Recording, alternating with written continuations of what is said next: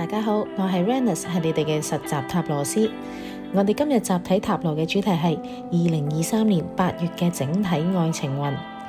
既然有緣分俾你睇到呢一條片，就代表今日抽嘅牌入邊，其中一隻就係俾你嘅信息啦。首先希望你可以幫手 like 呢條片 ，subscribe 呢個 channel， 令到我更有動力繼續同大家喺呢度做集體塔羅。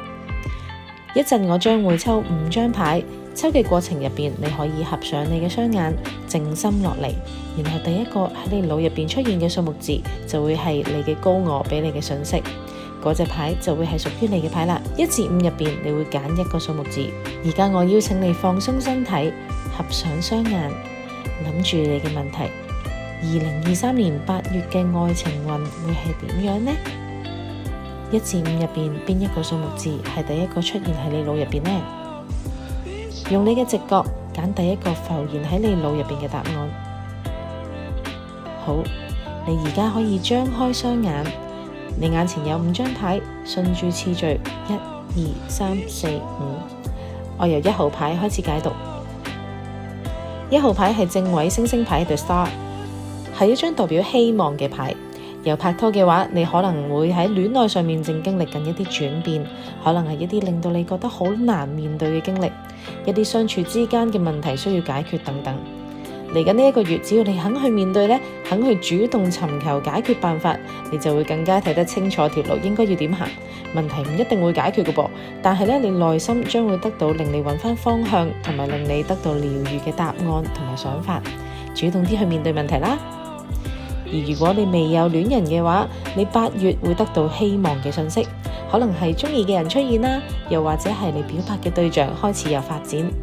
你嘅內心將會出現一啲改變，一啲令到你喜悅嘅改變，期待下啦。而2號牌係逆位寶劍8 Eight of Swords，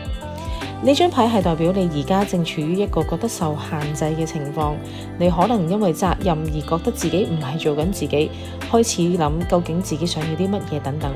愛情路上都受到少少阻滯嘅，同時都可能會代表有某一啲事令到你產生一啲負面情緒啦，可能係憤怒、內疚、羞愧等等，係一啲你自身嘅責罵嘅一啲情緒。而呢個狀況就要小心啦，好容易會因為轉牛角尖啦而影響自己嘅身心健康。呢張牌建議你換一換個角度去睇事情，唔好再怪責自己，或者唔好再怪責任何人啦，原諒自己，平靜自己。無論係選擇離開定係揾辦法解決事情，都係時候要面對，要繼續要行嘅路啦。3號牌係正位寶劍6 Six of Swords， 呢張牌係代表安全、平靜、move on 咁嘅意思。你嘅高我想話俾你知，喺愛情路上混亂嘅事情已經過去咗噶啦，係時候要整理翻自己嘅思緒，揾翻內心嘅平靜。可以選擇離開個環境，或者去個旅行，暫時遠離一下之前帶俾自己壓力嘅地方。如果現實上冇辦法離開嘅話呢，可以試下俾一啲獨處嘅時間自己，靜一靜，同自己相處一下，換一換個思考角度，喺內心入面揾翻屬於自己嘅平靜。放心啦，你嘅關係將會一切重回軌道噶啦。而4號牌係逆位嘅教皇，呢張牌意味住你呢一段關係入面有堅持己見啦，同埋難以溝通嘅情況。其中一方對一啲勸誡啦，同埋一啲建議就唔係好聽得入耳啦，會因為偏見又或者過度解讀其他人嘅說話，而聽咗一啲唔值得信賴嘅消息，又或者係建議。呢啲建議同埋消息，可能係嚟自伴侶啦，都可能係嚟自身邊嘅朋友對你關係上嘅意見同消息個噃。無論係邊個講嘅說話都好啦，都俾自己有足夠嘅思考空間，願意去溝通，唔好墨守成規。如果你唔學識變通，打破自己俾自己嘅限制嘅話有危機會導致因為判斷錯誤而感情結束㗎。5號牌正位死神牌 The Death，見到死神牌唔需要驚嘅。死神牌係代表一件事或者階段嘅結束，然後另一個新嘅開始。